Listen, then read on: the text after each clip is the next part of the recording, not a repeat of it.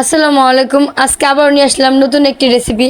তানিয়ার হোম রেসিপিতে আজকে নতুন একটি রেসিপি নিয়ে এসেছি, হিদল চেপার ভর্তা। তো আমি 4টে হিদল চেপা নিয়ে নিয়েছি, অনেকগুলো পেঁয়াজ 4 টুকরো করে কেটেছি। এটা দেশি পেঁয়াজ, তাই 4 টুকরো বা 2 টুকরো হলেই ঠিক আছে। আর মরিচ, এটা হচ্ছে কী মরিচ আমি জানি না, মরিচটা ঝাল কম কিন্তু কালার এবং লম্বা অনেক।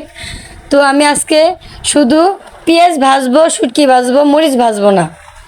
আর আপনার শুটকিটা ভাজার জন্য আমি কচু পাতা নিয়ে নিয়েছি। আপনারা অনেকে এই লাউ পাতা, মিষ্টি কুমড়া পাতা আপনারা নিতে পারেন। তো আমি আসলে নিয়ে, তো ছোটো শুটকি 2টা ছিল, তাই 1 প্যাকেটে দিচ্ছি আর 2টা দিচ্ছি।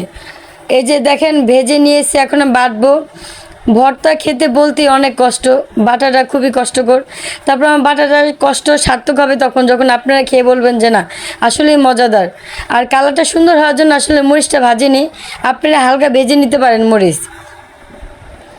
আর পেঁয়াজটা একদম আলতো করে খালি মাখানোর জন্য, পেঁয়াজ একদম বাটবেন না, পেঁয়াজটা আলতো করে মাখার জন্য আর কি রাখবেন। এই যে দেখেন আমার ভর্তা রেডি হয়ে গেছে, আর সাথে আমি লবণ দিয়েছি আর কিচ্ছু দিইনি। কিন্তু ভর্তাটা বিশ্বাস করবেন না, আপনারা নিজেরা খেয়ে দেখবেন গরম ভাতের সাথে কী যে টেস্ট, আর দেখতে কি লোভনীয় লাগছে। তাহলে খেতে কেমন লাগবে আপনারা নিজেরা একটু ভেবে বলুন।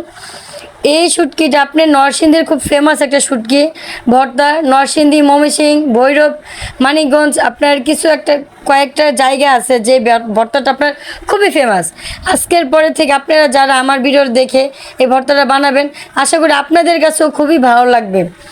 আপনাদের ভালো লাগলে আমার ভর্তা বানানোটা সার্থক হবে। ভালো থাকবেন, সুস্থ থাকবেন, আল্লাহ হাফেজ। নিজেরা ট্রাই করবেন।